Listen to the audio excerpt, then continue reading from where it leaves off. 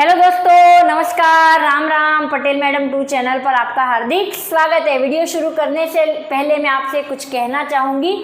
परों को खोल ज़माना उड़ान देखता है, परों को खोल ज़माना उड़ान देखता है, ज़मीं पे बैठ क्या आसमान देखता है, ज़मीं पे बैठ क्या आसमान देखता है। आज का जो मेरा वीडियो है न केवल कंपटीशन एग्ज़ाम की तैयारी करने वाले बच्चों के लिए, मेरा जो आज का वीडियो जो है वो स्कूल में जो बच्चे पढ़ रहे हैं उनके लिए भी है, या कोई अपने करियर की शुरुआत करना चाहता है उसके लिए भी है।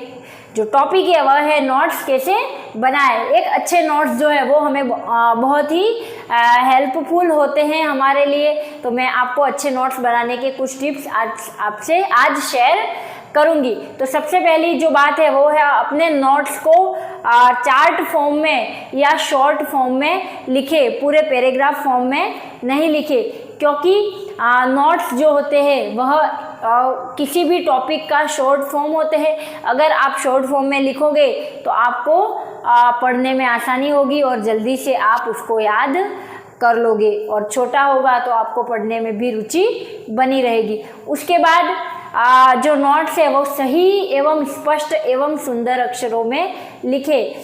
सही लिखना ज़रूरी है। अगर गलत जानकारी होगी तो आपका जो नोट्स बनाना है वो निरर्थक हो जाएगा और इसका आपको नेगेटिव रिजल्ट मिलेगा। इसलिए दोस्तों आपका जो नोट्स आप बनाते हैं वो सही एवं स्पष्ट होने चाहिए, साथ ही वह सुंदर होने चाहिए, क्योंकि हमारे माइंड को जो अक्षरों की सुंदर बनावट है वो अट्रैक्ट करेगी और हम उसको पढ़ेंगे तो हमें जल्दी से याद हो जाएगा। उसके बाद आप जो नोट्स बना रहे हो तो नोट्स बनाने से पहले उस टॉपिक को भलीभांति समझ ले। अगर आप क्लास के जो लेक्चर है उसको सुन के नोट्स बना रहे हैं या फिर किसी पाठ्य पुस्तक को पढ़ के नोट्स बना रहे हो, जिस भी प्रकार से आप नोट्स बना रहे, आप सबसे पहले अपनी उस विषय वस्तु को समझ लेवे, क्योंकि अगर आपको उससे रिलेटेड अगर कोई डाउट होगा तो और आप उस डाउट को क्लियर नहीं करोगे तो फर्स्ट बार आपका जो डाउट रहेगा वो बना रहेगा, और सेकेंड बार आप जब उस नोट्स को पढ़ोगे, उसको रिवाइज करोगे तो वो जो डाउट है वो दुगुना हो जाएगा। इसलिए नोट्स लिखने से पहले उस विषय वस्तु को भलीभांति जान ले, उससे रिलेटेड जितने भी डाउट्स है उसको क्लियर कर ले, उसके बाद नोट्स बनाए।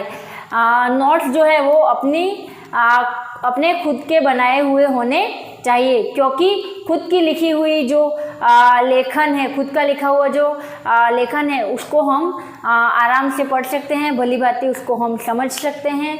इसलिए खुद के लिखे हुए होने चाहिए। बहुत से ऐसे सॉफ्टवेयर हैं, ऐसी ऐप्स है जिसके माध्यम से भी आप नोट्स बना सकते हैं, लेकिन उत्तर पुस्तिका में रजिस्टर में नोट्स बनाना जो है वो बहुत ही आपके लिए हेल्पफुल और प्रॉफिटेबल होगा। उसके बाद ही आप जो नोट्स बना रहे उसका एक सार्थक शीर्षक लिखे, क्योंकि सार्थक शीर्षक लिखना इसलिए ज़रूरी है।